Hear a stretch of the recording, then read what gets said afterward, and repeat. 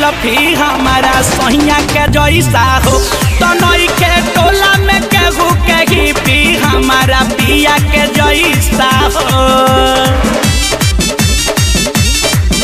Recording by Bihari music चकिया। पिया के जैसा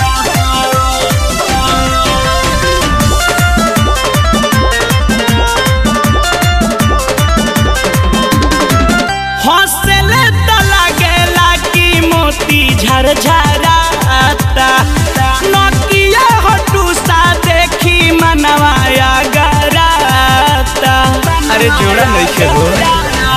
हाँ हौसले तो लगेला कि मोती झरझराता।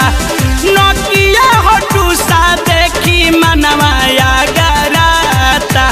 देखो दे बाला मुआ के प्यार बढ़ी जाला। बोली के मीठा से दिलावा में गड़ जाला। आवेला फीलिंग ऐसा हो।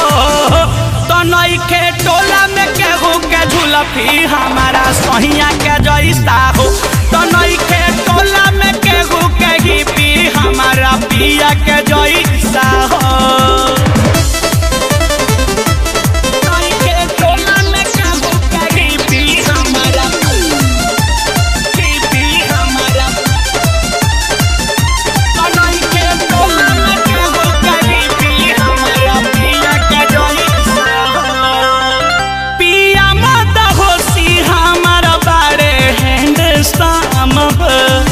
शाहरुख सलमान सनी देवल सेना काम केहू ले कम नहीं